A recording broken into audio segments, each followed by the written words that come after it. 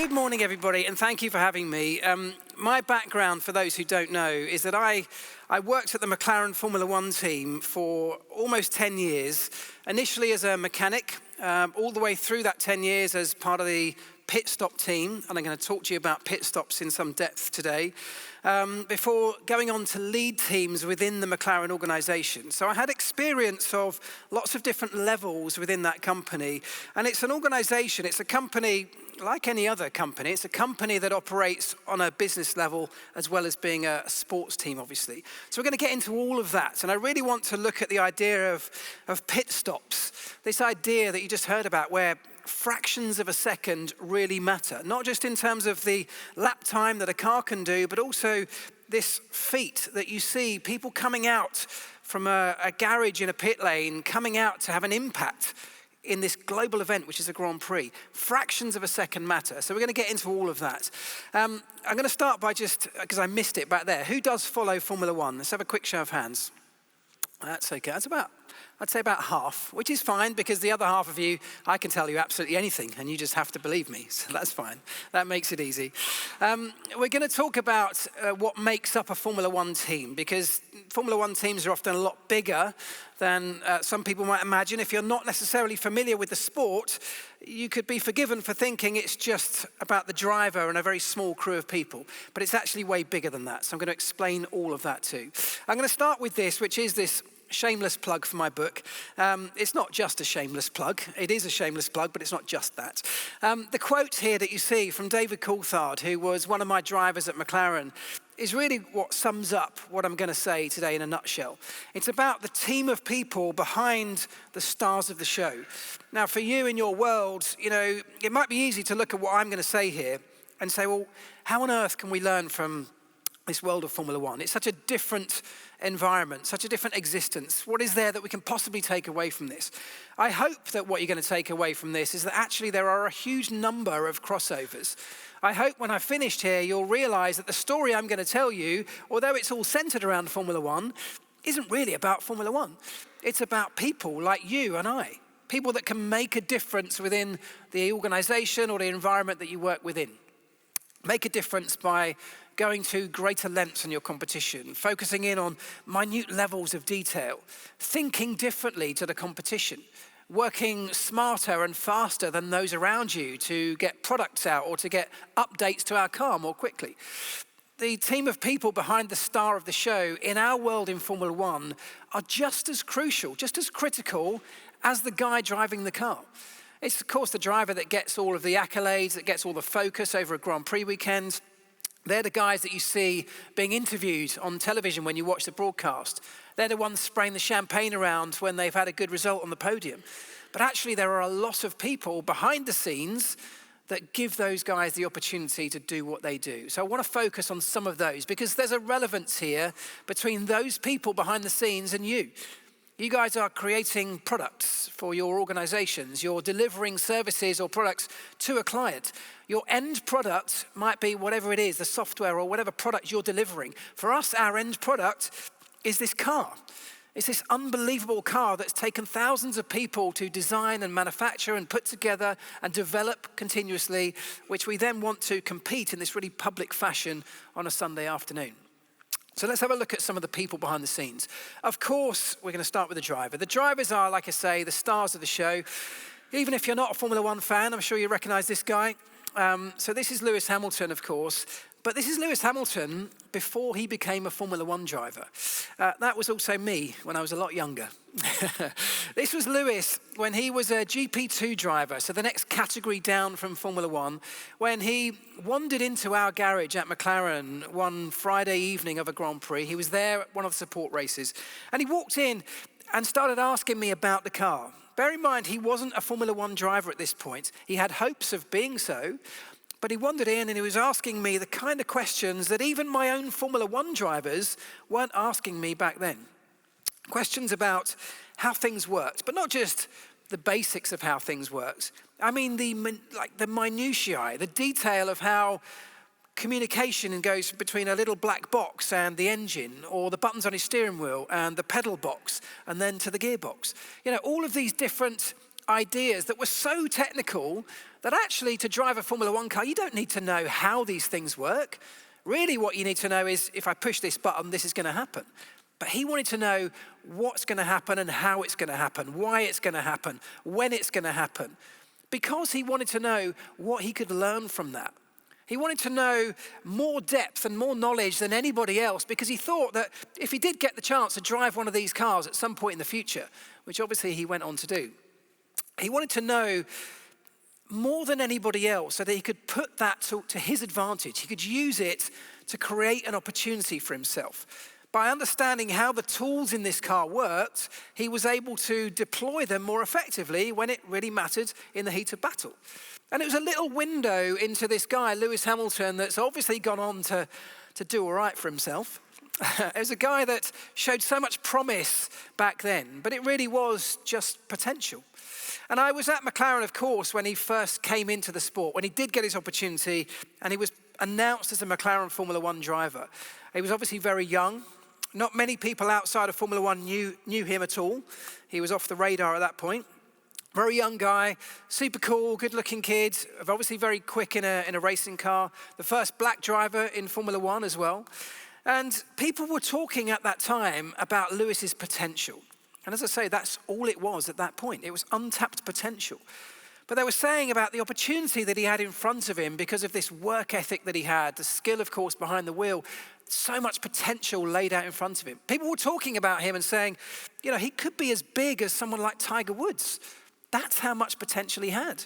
And given that nobody knew who he was back then, that's a pretty bold statement. You could be as big as Tiger Woods. In the end, of course, it turned out Lewis was a better driver than Tiger Woods. That's a golf joke, thank you. But my point is that just 2 years after turning up on this global platform that is Formula One, on the world stage, as a young rookie with just potential in front of him, just 2 years later, he became world champion. It was an unprecedented rise to the pinnacle of the sport. No one had done it that fast before. But I'm very proud to say that, of course, he didn't do that on his own. He did it with the help and support of a huge number of people working away behind the scenes to give him that opportunity. And I'm proud to say that, of course, I was one of those. If we look at those people, though, as I said, the team is often a bit bigger than people realize. This is the pit stop crew. Now, even if you just scrape the surface of Formula One, you'll be aware of the pit stop crew. These are the people that come out onto the field of play, change the wheels and tyres on the Formula One car in the staggering speeds that you might be familiar with.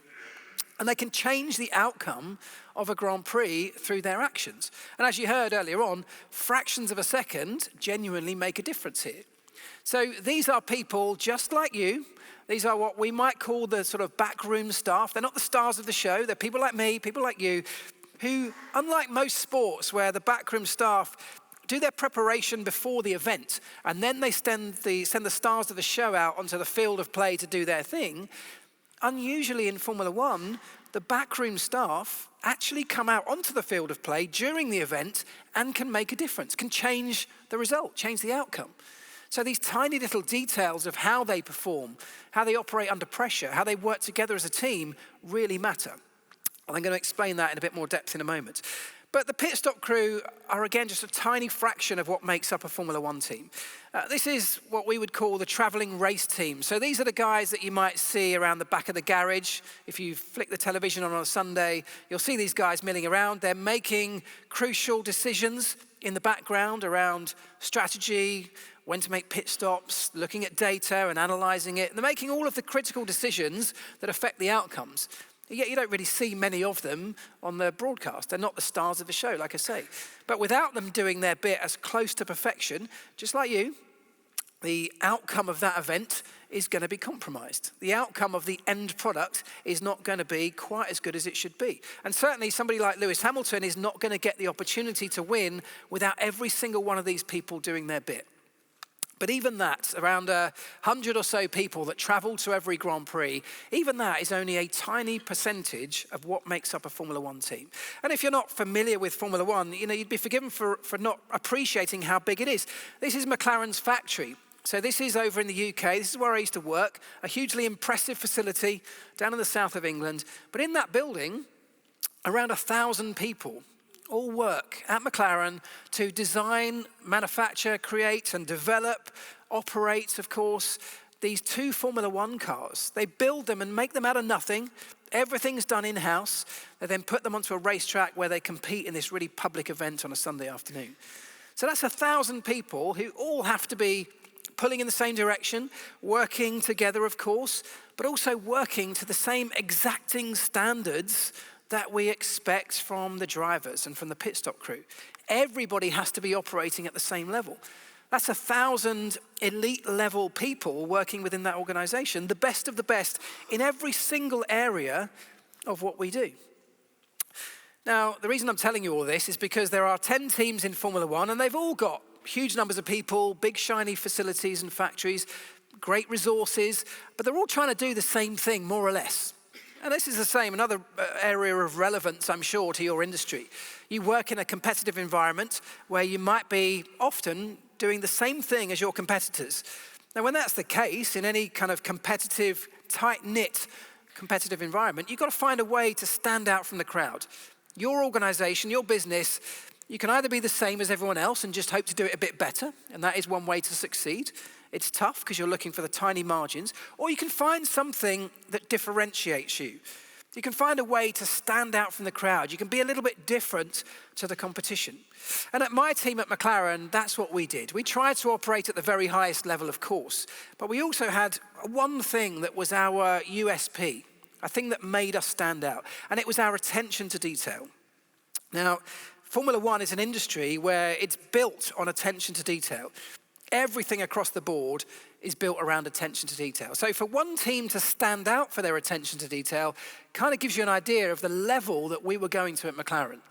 Pretty impressive stuff. And it comes from our CEO, a guy called Ron Dennis.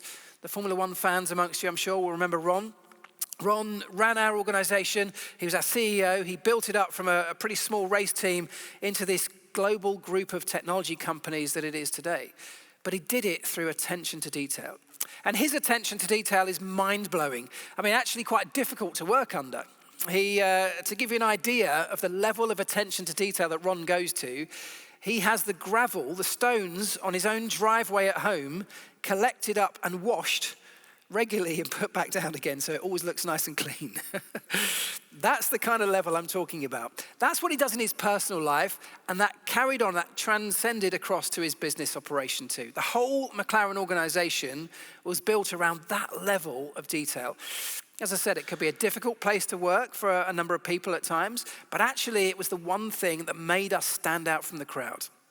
Now, the reason I'm building all of this background into this story is I'm going to tell you about a period of time that we went through where all of that stuff that I've just talked about really gave us a massive advantage.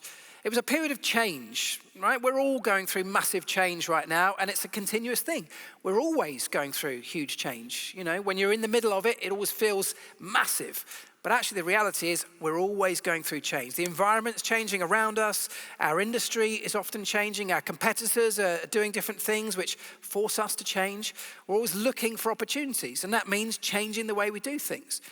If we stay the same, and we have a saying in Formula One that says if you stay the same, you get left behind. If you stand still, you get left behind. It's very true. You've got to be constantly evolving and changing and looking for opportunities. But this was a real period of change outside of our control, an environmental change which came from a regulatory perspective, and I'm sure you can all be familiar with that. Regulations are changing, which means that you have to then adapt what you're doing to fit in with a new set of regulations, something that happens very commonly in Formula One. This period, though, was a really significant one in that it was a massive change, a really significant change for us that changed the way we did everything. And it may not sound that significant, but it was actually the day the European Union banned tobacco advertising. Now, it might not sound dramatic, but actually for us in Formula One, that was pretty huge because for a long period of time, our entire industry was bankrolled through sponsorship from the tobacco industry. And the basic business model of a Formula One team back then, including ours, was that we would sell a sticker on the side of the car, about that big, on the side of our bodywork, for hundreds of millions of dollars. And that was the business model. And it was crazy. It was so easy for us. We didn't have to work for that because we put that sticker on the side of our car.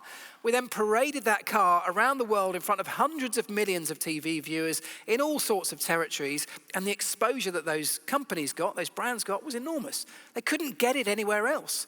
And because of that, they were literally queuing up at our door to hand over these checks for hundreds of millions of dollars. It was an amazing time to be in Formula One. We didn't have to work hard for this huge investment coming in, and if one tobacco company decided they wanted to walk away, there was a queue ready to take over. It was a great time. I got my job in Formula One when I was 22 years old. It was my dream job. I'd worked towards it for years, and I eventually got it, and I was the youngest member of the McLaren team. And I walked into a world where there was more money than they could dream up ways of getting rid of. It was crazy. We were flying private aviation to races. We were staying in the most amazing hotels, having some incredible parties. And at 22, I can tell you, that's amazing. What a world to walk into. So when I turn up in this incredible world, having just got my dream job, I'm suddenly hit with this massive bombshell that all of a sudden, this business model that we'd all become so accustomed to and comfortable with was about to be pulled away from us. The banning of tobacco advertising was seen as such a massive threat to our industry that some people speculated that some of the teams might not survive. In fact, some people even wrote in the press that Formula One may not survive. That's how big a threat this was being seen as at the time. And I remember reading all of these articles in the press, having just got my dream job, thinking, blimey, is my team going to survive? Is this job actually going to last more than 5 minutes? Or is my team going to fail? Is this all going to come crashing to an end? And I remember walking into this building one day, and Ron Dennis, the CEO, had gathered everybody together, like we are here today, but it was sat on tables. And he said, look, I've gathered you all in here because I want to tell you about what's really been going on behind the scenes of all of this press that you'll have been reading about, these worrying stories. He said, I want to tell you the truth. He said, for the last 6 months, he said, I've had every other stakeholder in Formula One ringing my phone, knocking on my door, trying to get us at McLaren to join this ever-growing group of teams and businesses from within the sport that were putting together a movement to try and fight back against the EU, against this European Union ruling of banning tobacco advertising. The reason being, they saw it as an enormous threat. They didn't know what else to do. Were they going to survive? They were trying to get some kind of exemption or extension to this ruling to continue to be able to work in this comfortable and easy business model they'd become so reliant upon. What Ron said to us was, he said, I've gathered you here because I'm asking you to join me in not joining the rest of this group. He said, we're the last team not to join this movement against the EU. He said, the way I see this is that they're all running off in that direction collectively together, putting a huge amount of time, energy, effort, and resource into trying to overturn this ruling. He said, the way I see it is if they have some luck here, and it might be luck, he said, but if they have some luck, they might get a 3-year extension, maybe a 5-year extension if they're really lucky. But clearly they're not going to be advertising tobacco products forever. He said, so I want us at McLaren to not run off in that direction. I want us to go over this way. I want us to go on our own in this direction because I don't see this change as a threat. He said, I see massive opportunity on the other side of this. They're all missing it. He said, because when they eventually have to turn around and come in this direction and stop advertising tobacco products, if we go now, we've got a 3-year advantage on them. We'll be ahead of the game. We'll have figured stuff out. We'll already have created ourselves opportunities that they will be trying to figure out then. He said, so that the way I want this to work, I want us at McLaren to use the thing that we already do better than anybody else in Formula One, which was our attention to detail. He said, I want us to go through and analyze everything that we do, a process of self-analysis. He said, I want us to question the things that we do, the equipment we use for a certain job, the process we have in place, the people that are doing certain roles.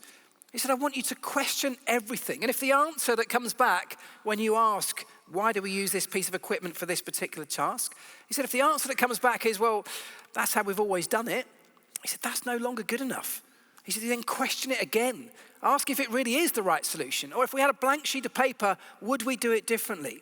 And that was the opportunity we saw in front of us. to start again and boil things down to their most basic fragments. It's called first principle thinking. You continually ask questions until you get down to your most basic truth, the thing that you know to be true, and then you work your way up from there. It's the opposing idea to just simply evolving every step of the way without ever looking back and asking yourself, is there a new opportunity?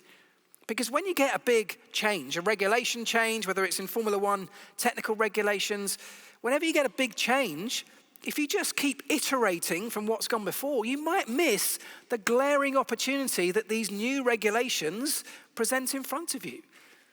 And that was what we were being tasked with, what we were being challenged with, was questioning ourselves and asking, are we missing a golden opportunity here?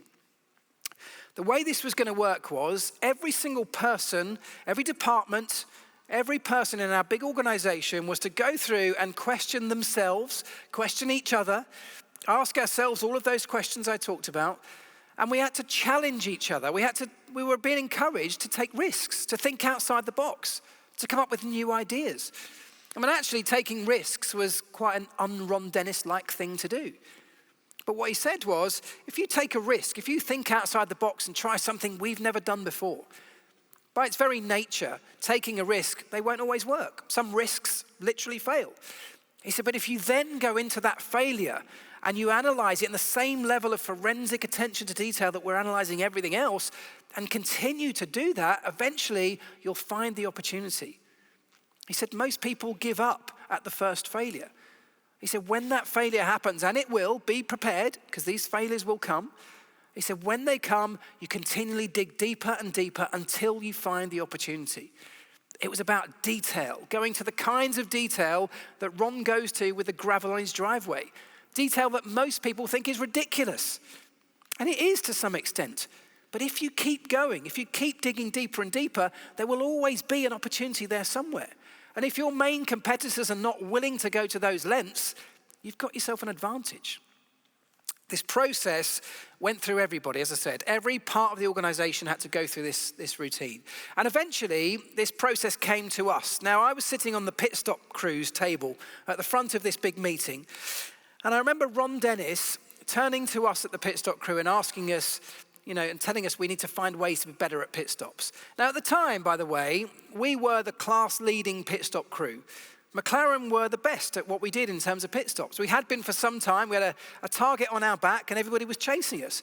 And actually, I'll be honest, we were quite proud of that, perhaps a little arrogant, if I'm really honest. But we knew we were the best. So when Ron Dennis said to us, guys, we've got to find a way to be better at pit stops, my first reaction was, why? We're already the best. Nobody can touch us right now. Why do we want to change that and do something different? And by the way, at the time we were talking about an event that lasts for 4 seconds. Changing 4 wheels and tires took 4 seconds. How on earth do you go about trying to do that any quicker? Ron Dennis's response to that, when we questioned the necessity to try and change something we were already really very good at. Ron's response was a real game-changing moment, because Ron turned around and he looked at the pit stop crew and he said, guys, I can't tell you how to be better at pit stops. He said, I've never done one in my life. He said, you look around this room, it's full of elite level people, the best in every single area. We've got the best accountants, we've got the best designers, production are the very best people we've got in the world. He said, I like to think I am a very good CEO, a very good leader of this organization. He said, I think I've done a very good job, but I can't pretend I'm going to be better at pit stops than you guys. He said, the only people who could lead this process of change in terms of pit stops are you lot, the people doing the pit stops. He said, of course, you have a resource of the world's best people in this area around you. Tap into that. But you are the ones who know what you need out of this. You are the ones who know what might be possible in terms of changing this 4-second event. So when you've found out what you need to improve, go to these people, go to the designers, get them to design you some new equipment. Go to the data analysts and ask them to look at ways that we can monitor and analyze the pit stops. Break them down into their tiny fragments to try and find improvements. Tap into these amazing people all around you. But you guys lead it. No one's more experienced, better placed to lead this process than you. And in that moment, all of a sudden, we do look around this room of amazing people. And he was right. And it made us feel proud. We puff our chests out a little bit and we look around and go, he's absolutely right. There is nobody in this room, as good as they all are, better placed at what we do than us. And we took on this challenge. We took on the challenge of trying to improve on a 4-second pit stop, which, as I said, was class leading at the time that nobody could beat. And what I'm going to go on to explain is basically where we got to off the back of that. I'm going to show you how pit stops have improved, what we did to improve them. But before I get to that point, I want to try and set the scene of what a Formula One pit stop looked like back then, before we went through this period of change. What my first ever pit stops were like. To do that, I'm going to tell you about my first ever pit stop that I ever did. So when I got my job, I told you I was 22 years old. I get sent out to Australia for my first Grand Prix to Melbourne. And because I was young and inexperienced, the team manager gave me a role in pit stops, which doesn't even happen that often, right? It's quite a rare role. My job in that first day was to put on the spare nose cone and front wing assembly, which only ever happens if the driver has an accident and knocks off the first one, right? So it's incredibly rare. And having dreamt of this job for years, I was actually really pleased that it was rare, because all of a sudden it became terrifying. So I get to Australia, right? I get to Melbourne, we're out in the pit lane, and to give you an idea of the level of importance we put on pit stops back then, we used to practice once a week. So on the Wednesday before a Grand Prix, we'd roll the car out into the pit lane, somebody would push it in and out of the pit stop box, and then this is the process, right? The car stops on the marks, somebody takes off the broken nose cone. I then come in with this nose cone, huge front wing assembly, swing it into position, line it up on 4 pins on the front of the car, where a couple of guys then do the catches up to lock it in place. And I then have to get out the way so the front jack man can get in to lower the car onto the floor. And that's the pit stop. That's how it should happen. On this particular first day of mine, it looked nothing like that.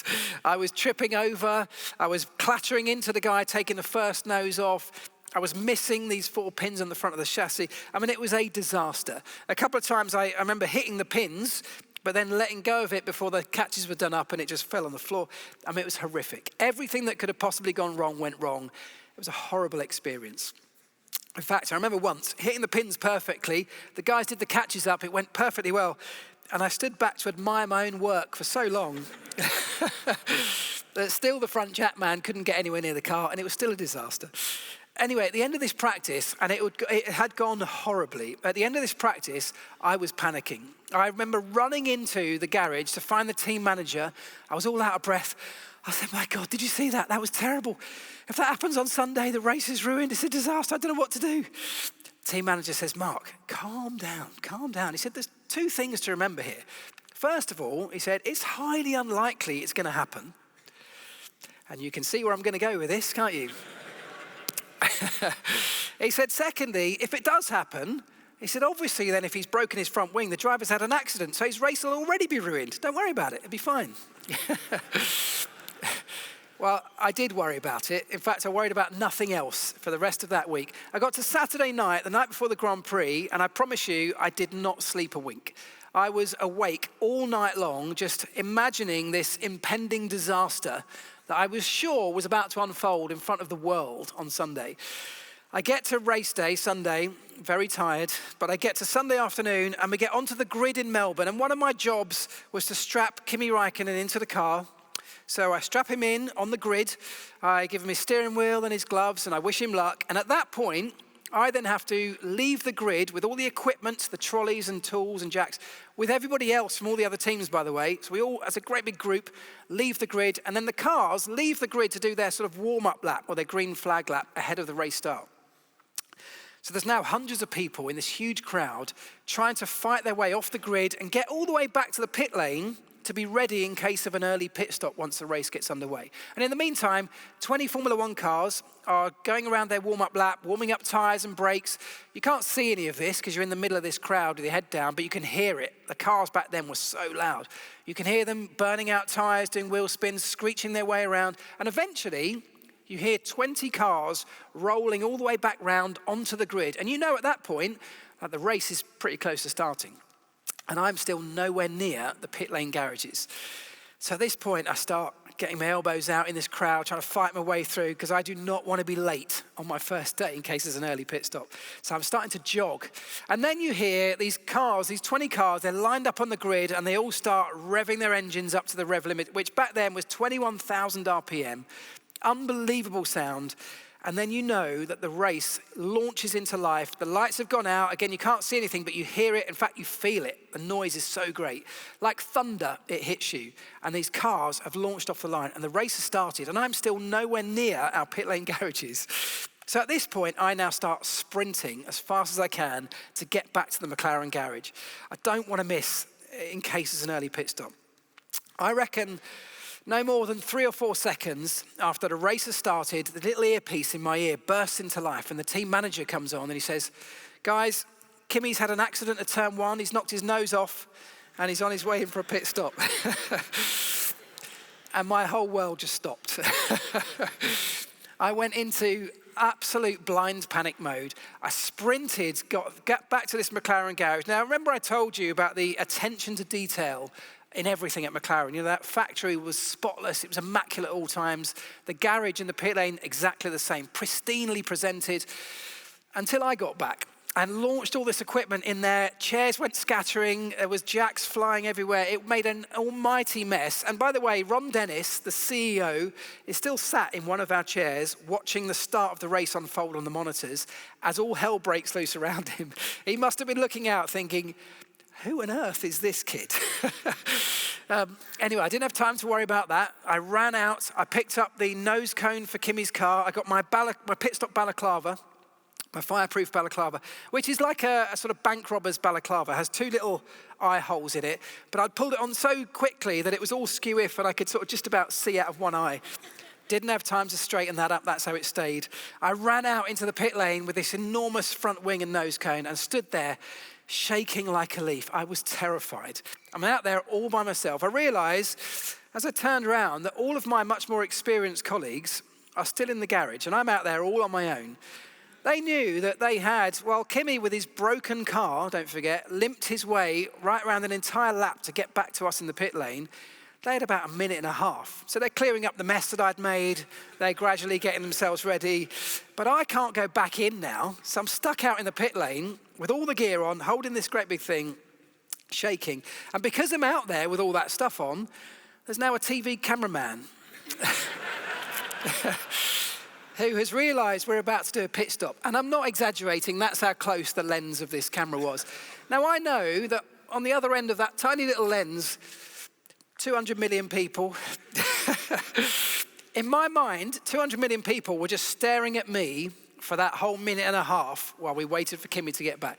Obviously, that's not what was happening because that would have made terrible television, but that's what was going through my head. I was regretting telling all my friends and family back home what my amazing new job was because I was sure they'd all be watching, knowing that I was the guy that was about to destroy McLaren's race. So I'm terrified, and my heart is pounding. I've got sweat running into my eyes, and they're stinging. I can hardly see. I'm in terrible preparation for what is a highly intense, high-pressurized moment. There was nothing in my head that was focused in that moment. I couldn't think of anything about what I was actually going to do. It was just full of distraction. And eventually, all of my colleagues come out and join me after what felt like a lifetime. Kimi appears at the far end of the pit lane and has to come all the way down the pit lane towards our box at the pit lane speed limit, which back then was 120 kilometers an hour or 70 miles an hour. I always tell people that's like standing in the fast lane of a motorway, hoping that at the very last second, he's going to stop there. That's terrifying, but even more scary than that, the brakes on a Formula One car are so good that just 15 meters away from you, he's still doing 70 miles an hour. It's the scariest thing I've ever done in my entire life, still to this day, I promise you. And that's saying something because I've been married twice and got 4 kids. Anyway, Kimi screeches to a halt, stops on the marks perfectly, and everyone bursts into action. Somebody takes off the broken nose cone. I come in with this great big thing, didn't trip over, didn't hit anybody, hit the 4 pins perfectly. The guys did the catches up, and I leapt out of the way, and it was all over in a flash, and it could not have gone any better. I mean, it was perfect. I was so relieved. I bounded off back into the garage, so happy, so elated, pulled my balaclava off so I could see again. And I was leaping around just like a kid at Christmas. The grin on my face must have been ridiculous. I was so happy and relieved. And then I realized that the car was still stationary out in the pit lane, and it should have long gone back into the race by now. And what I'd missed in my own private sense of euphoria leaping around this garage was all this radio traffic where Kimi had been screaming down the radio to the guys in the pit wall saying when he'd gone off into the gravel trap and broken his front wing, when he had his accident, a tiny piece of gravel had leapt up in the air and gone down between his seat and the back and his back. So between the back of the car and his seat. Now, you're so tightly strapped into a Formula One car that A, he can't reach to get that out himself, and secondly, it's too painful to just leave in there and carry on. So now there's this, what must have looked like a hilarious scene, about 15 mechanics all climbing over Kimi with their hand down his back, trying to find this little stone no bigger than a pea. It must have been hilarious for people looking on from the outside. Eventually, somebody found it, but by that point, it was about a minute and a half into this pit stop. Now, remember I said we were the class-leading pit stop team. 4 seconds was, perfection. Nobody could do any quicker than that. A minute and a half, well, it was possibly McLaren's worst ever pit stop in their entire history. Anyway, when all these now really angry and grumpy mechanics came trudging back into the garage with their head down, there's this guy in the garage with a great big smile on his face, just wanting to high five everybody because his little bit went really well. And it really changed, my outlook on this process of a pit stop on that particular day. My part in that pit stop was a tiny little bit. It was a really crucial bit, of course. I could have easily made that pit stop a complete disaster all by myself, and luckily I didn't. But I was never going to be able to make it the perfect pit stop by myself either. The only way the perfect pit stop happens, quite frankly, any operation, but if we focus on pit stops, the only way it happens is by every single person working together, having complete trust in the people around them, knowing that they're going to deliver what they say they're going to deliver.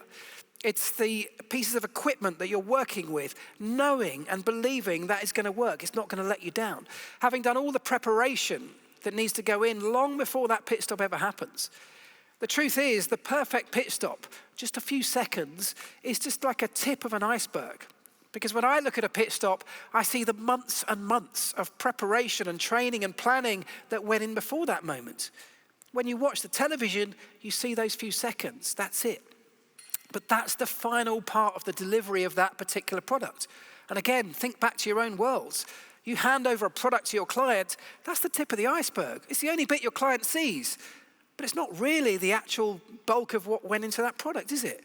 It's everything that went in beforehand that makes the perfect pit stop. And so when we fast forward a few years and we're looking at ways to improve on this 4-second event, we've got to start looking at all of those little details. We've got to start looking at the planning and the preparation, the training. Training once a week on a Wednesday was just way too hit and miss. And the reality is that my first pit stop, my part in it, I got away with it. There was no mechanism that we had to make me ready for that high pressure moment. There was no planning, there was no process to coach me and to get me ready to cope with that level of pressure. I could have easily buckled, and luckily on that moment I didn't, but it was just luck. So now when we're starting to move forward through this in years gone by, we start to look at ways we can prepare for that. So now we train completely differently, not just once a week anymore. That was way too hit and miss. Now we train every single day. We do thousands and thousands of practice pit stops. But that's just part of it. That's just building the muscle memory of the actions that we need to take during that pit stop. But we also employ people like sports psychologists to help us to be mentally ready to cope with that pressure so that we don't buckle in those big moments. We plan way better. We look at things like sports science. So now we have coaches that train us physically so that we're physically and mentally prepared for that big moment.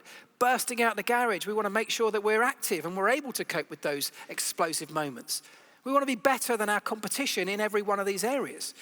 And I remember when we're going into this level of detail that I talked about, trying to improve the pit stops, the team came to me one day and said, listen, we've got the sports nutrition guy who's coming in and he's going to prepare meal plans for you guys, the pit stop crew, to try and help us improve our pit stop performance. And my first reaction to that was, How on earth is that going to help? How's somebody going to tell me what to have for breakfast on a Sunday morning and somehow have that impact my pit stop performance on a Sunday afternoon? I didn't get it. But actually, when you start to zoom out a little bit and you appreciate why we were doing that, it wasn't really about what I ate for breakfast. It's about going to more detail than anybody else. Because there comes a moment when we're in a Grand Prix and we might be running second, chasing down the leader. And towards the end of that race, we have to come in to the pits to change tyres to get to the end. But so does the guy leading the Grand Prix. We might come in together, chasing each other down. The guys that are 20 metres further down the pit lane, our opposition, they're going to burst out of the garage exactly the same time we do to try and do the same operation, to change the four wheels and tyres and get their guy back in the race. The difference might be, though, that we're going to burst out of that garage knowing that there is no way they have gone to the same lengths that we have gone to in terms of our preparation. Because it's ridiculous. Who thinks about what they're having for breakfast in terms of pit stop performance? Nobody. But that little psychological advantage, the tiny advantage up here, might be the difference. We burst out of that garage with an air of confidence, with our chests puffed out, knowing that we've left no stone unturned in terms of our preparation. We're not leaving anything to chance. We're using that one thing that we do better than anybody else, attention to detail, and we're applying it to everything. We might get out in that pit stop and it might save us a couple of tenths of a second. It doesn't sound like much, but that could be the difference between us getting out in first place to second place, and that could win us a Grand Prix. And expand that out further, that could win us a championship. These tiny little details that we apply in the planning phase can have a major impact when we follow them down the line towards the end product. We, of course, went through, as well as our human performance preparation, we went through all the equipment we used, we redesigned everything. We did tap into the resource of the amazing drawing office we had at McLaren. We got them to redesign the car, but also the equipment we used. We got the data guys to create data sets for every single pit stop practice we did. We could then analyze that same level of detail. Slow motion cameras looking down on the pit stop so that we could play it back frame by frame by frame, looking at movements and positioning, the kinds of things that nobody else was doing at that time. And what I'm going to show you in a moment is a video of basically where we got to off the back of that. Because we started with a process, as I said, that was class leading at 4 seconds. To change four wheels and tyres, nobody could do it quicker than that. And by looking at the kind of details that nobody else was looking at, the kind of details that don't, by the way, cost any money, really, not relatively speaking. It's about thinking differently to the competition. By going to greater depths and trying to uncover opportunities in every single area of what we do, breaking it down into tiny fragments, looking at each section and trying to make it better, even by just a small amount. We managed to transform our own pit stops and gave us a great big advantage. But what happens is you end up changing the industry. You end up raising the bar that everybody else is trying to get. And whilst it gave us a great advantage in the short term, of course, like in any industry, other people see what you're doing, they try and copy, they do their own version of what you're doing, and they catch up, and the process continues. There's never an end point. What I'm going to show you in a moment is a video of the world's fastest 3 pit stops ever. I'll show you in a moment. It'll be staggeringly impressive for those who haven't seen it, I'm sure. But the process doesn't stop there. I'll talk about it in a moment. Let's watch the video, and I'll tell you what we got to off the back of that. So let's have a look at it now.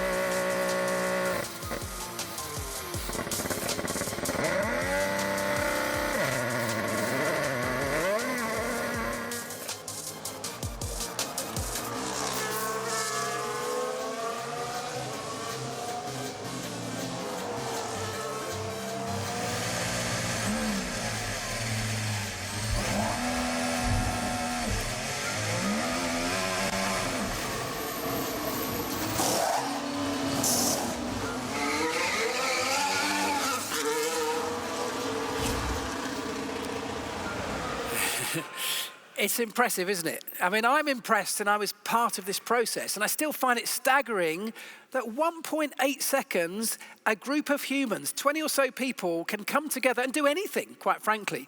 You think about 20 of you guys in an office trying to work together on anything in 1.8 seconds. It's mind-blowing, isn't it? You can't get your head around it. The only way that's achievable, and by the way, that's not the end. This process continues. The only way that's achievable is by digging into the kind of fine details that most people can't even comprehend. That's the difference between being really good and being great. 1.8 seconds is a staggering feat of human achievement, and it will go quicker. It won't go quicker by much. We're not going to be finding giant chunks anymore. We're at the top end of that. But the point is, you can either look at that and go, well, we've reached a really high level. It's not worth the effort now to try and go quicker. It's the same with a car. You might be thinking, well, now we're looking for hundredths of a second in terms of lap time, so maybe it's not worth the effort to design another new front wing that might give us that. But if all your competitors are going, well, it's not worth it, they're going to stop at that point. If you continue at that point, that's where the advantage lies. That's where the opportunity is. And I can promise you, my team McLaren there have not stopped at 1.8 seconds. Every single day, every single week, they're looking for ways to improve that. Not just in terms of outright speed, but in terms of repeatability, consistency, delivering that excellence every single time, mitigating against errors and mistakes. They're all important, crucial parts of that process. But the point is, going through that process that I talked about, off the back of a change that was in, the thrust upon us, this environmental change or regulatory change that we had no control over, it forced us to look differently at everything we did. And I've just talked about the pit stop element of it because it was an area that I was intrinsically involved in. But the whole organization went through that level of self-analysis. We started to improve every single area of what we did. The marketing team brought in new investment from communications companies that brought us in. Vodafone, in fact, were a sponsor of ours that lasted for 7 years and brought us in more money than the tobacco companies were giving us before that, because we approached the way we delivered value to them in a different way by looking at detail. Everybody did the same thing, and that result was we ended up improving pit stops, and from a position where we were already class leading, we're now back at being class leading again all these years later. It's an iterative process where we're continuously looking for opportunity. We never sit back, give ourselves a pat on the back and say, well done guys, you've done it. It's a never-ending process. The target is always just a little bit further ahead of you. But the point was, going through all of that change delivered us something pretty impressive, which was not just a giant bottle of champagne, but that champagne represents winning the World Championship with Lewis Hamilton, just 2 years after he came into this sport as a complete rookie. That champagne and that championship wasn't won by just spending more money than any other team. And quite frankly, a lot of Formula One championships have been won that way. But this one was different. This championship was won by thinking differently to any other team. It was about seeing a massive change thrust upon us as a massive opportunity, not as a massive threat. It was about thinking differently, thinking outside the box, moving quickly in terms of how we operate things, how we try things, how we take risks. Trying something, failing, and then trying again is a much quicker route. Yes, it can be painful at times, but it can be a really quick route rather than just sitting there doing all the research, waiting for the right moment to go into the marketplace. We would just try something. We're encouraged to take those risks, to think outside the box. And the point was, we were doing things differently to any other Formula One team, and that's what gave us the massive advantage and gave us the big result. So I hope that you can see within that little story, as I said at the beginning, yes, it's a Formula One story, but it's not really. It's a story that any one of you can take back into your own world, your own businesses, your own offices, and you can apply the same philosophy. It's thinking differently. It's looking at change as an opportunity rather than as a threat. Breaking whatever task you've got in front of you down into the tiniest elements and looking at which bits you can improve. It's tapping into the brilliant people that sit around you every day, asking for their input, asking for their expertise. It's stepping up and being a leader yourself. If you're the most experienced in a particular field, lead the process. You don't have to do it on your own, but lead the process and then tap into those brilliant people that sit around you as well. The whole thing generated the biggest prize that Formula One has to offer for us, and I have no doubt that thinking along a similar line can do the same for you. I will leave you with one further shameless plug, which is for my podcast. If you are interested in this kind of topic, not just from a Formula One or business perspective, but from an individual point of view too, do feel free to check out my podcast. There's loads of stuff that might be relevant to you. But for now, thank you very much.